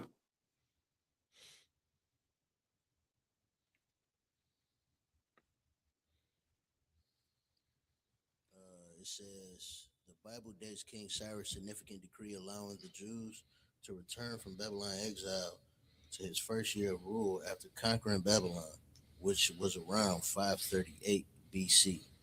Was around what? 538 BCE. So what? So the Bible gives the account of 538 BC, and archaeology gives the account of 539 BCE. I thought the Bible was a fairy tale book. Like, we got historical artifacts giving the same dates as the Bible, Car. What's another one I sent you? I'll pull up the one you asked for, the Tell Dan. Grab Con, go ahead. You can read that one. The Tell Dan stele is a fragmentary stele containing an Aramaic inscription with dates to the 9th century BCE. It is the earliest known extra-biblical archaeological reference to the House of David. So they found archaeological, slacky, I'm struggling to say that word, archaeological, why can't I say that word? Archaeological, sir. Archaeological facts that, slacky, we found archaeological evidence that the House of David existed. I thought the House of David was just a fairy tale. I thought David was just, a story of some man who killed a giant, some 20-foot giant in a cartoon. I thought the Bible was just a fairy tale, but for some reason, we're finding archaeology, show that these stories existed. Right? Pull up the Sennacherib Annals or Annals. Pause. Yeah, please. Said the Annals. What else do we got? You just said the angels did not have sex. Go ahead and read that. White man trying to make the Bible sound like a Diddy party. Good night. Sennacherib's annals are the annals of Sennacherib, emperor of the Neo-Assyrian Empire. They are found inscribed on several artifacts, and the final versions were found in 3 clay prisms inscribed with the same text. The Taylor prism is in the British Museum. The ISAC, or Chicago prism, in the Institute for Study of Ancient Cultures, and the Jerusalem prism is in the Israel Museum in Jerusalem.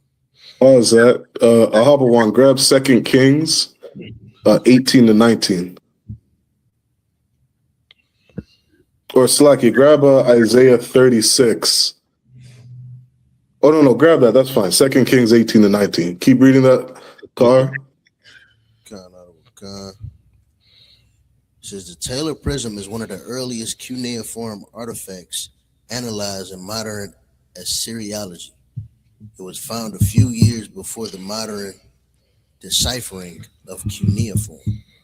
The annals are notable for describing Sennacherib's siege of Jerusalem during the reign of King Hezekiah. The event is recorded in several books contained in the Bible, including Isaiah 36 and 37, 2 Kings 18 and 7, verse 17, and 2 Chronicles 32 and 9. The is mentioned by Herodias, who does not refer to the kingdom of Judah, and says the invasion ended at Pelusium on the edge of the Nile Delta. Drop that. Grab one more, Car. Grab the Hezekiah tunnel. Did you want me to read that scripture, sir? Come. 2 Kings 18 and 19? Come. It says, 2 Kings chapter 18 and verse 19.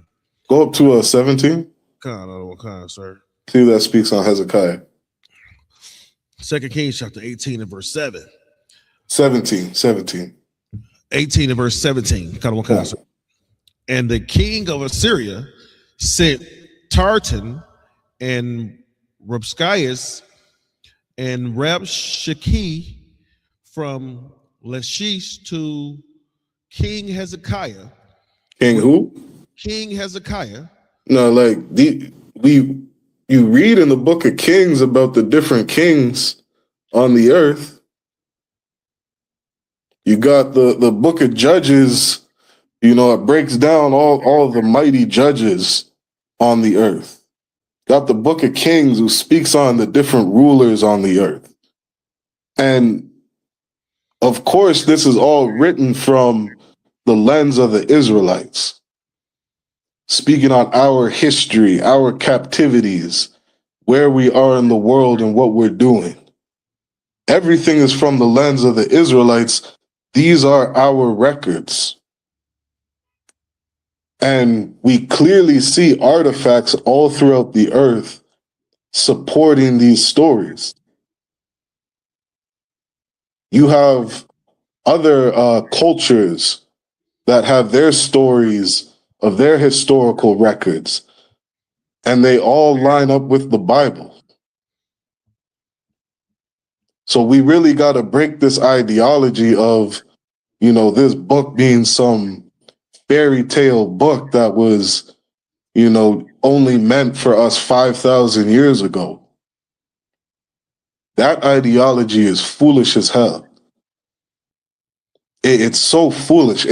It's crazy. Every time I see Captain Zariak debate somebody on how an angel didn't sleep with a man.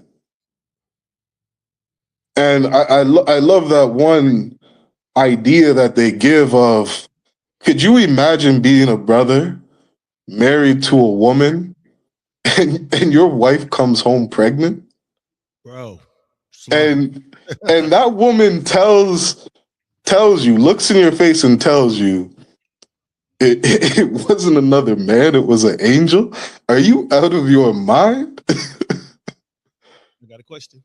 But I don't think that goes over so many people's heads. I'm gonna get to you in a second, Awad.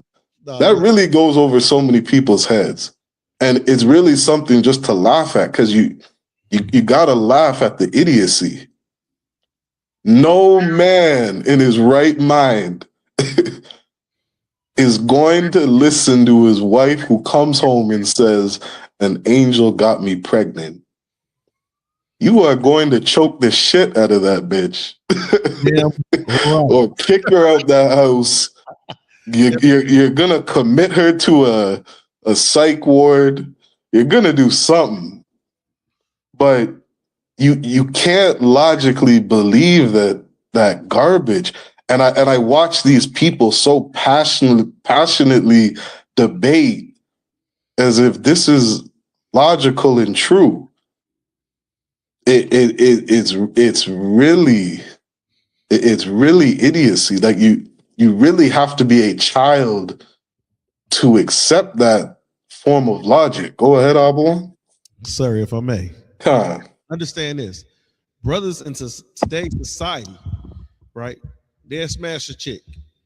I only hit it once. This ain't my baby. Think about it. The Christianity is trying to say Joseph ain't even hit. Yeah. Hold on, wait.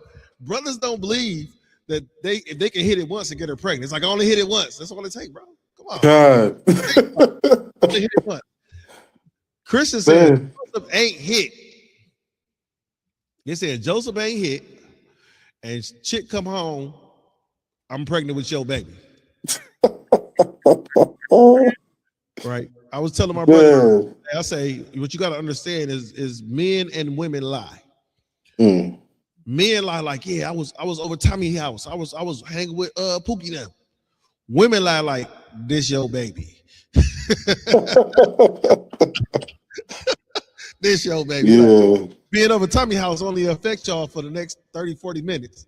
This baby gonna affect you for 18 years. So you try to tell me Joseph was like, look, the angel had to come back and like, Joseph, don't put away Mary, thy wife. So he smashed, right? Don't put away Mary, thy wife, right? Because he's thinking like, man, I only hit it once. This ain't my baby. Man. And Christianity is gonna say he didn't hit, and this is his baby. Okay. Yeah, that story is absolutely terrible. It's absolutely terrible, and there's so many different, so much different foolishness that will come out of a Christian's mouth to try to support that logic in that story. Like they really reach for the most outlandish sayings. I remember hearing one man say something about what was it? Mary had some godly box or something. Like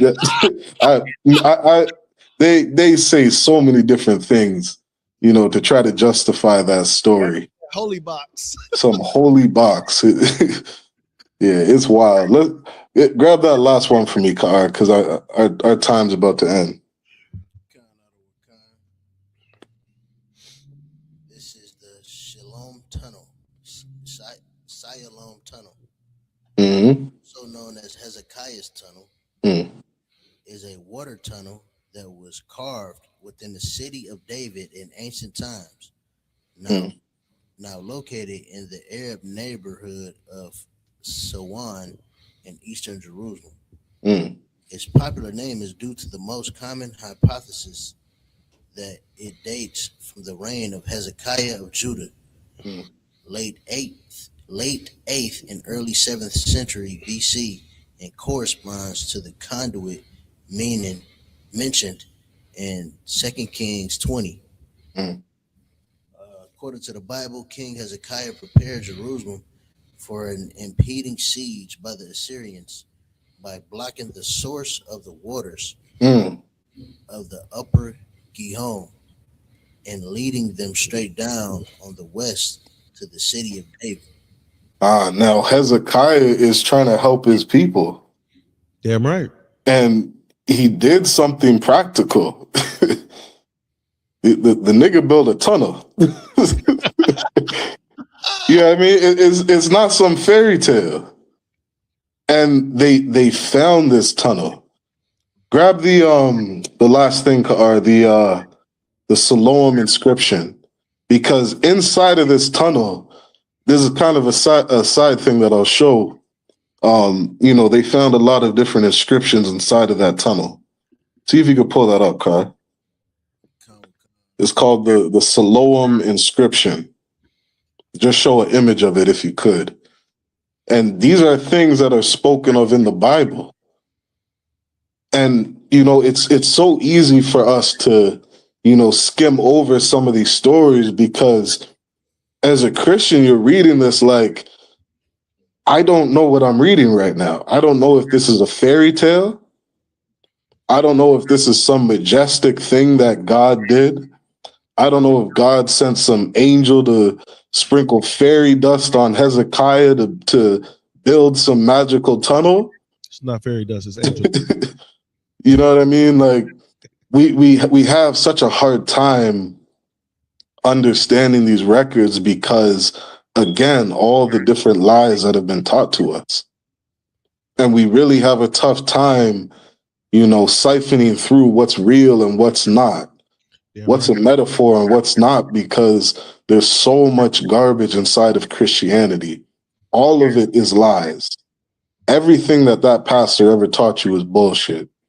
Everything he taught you was bullshit, because he got it from a nation of people that are children, a nation of people that hate us, a nation of people that have abused us for hundreds of years. And all throughout the Bible, the Most High says, these are the wicked people on the earth. Right? Did you find that, car?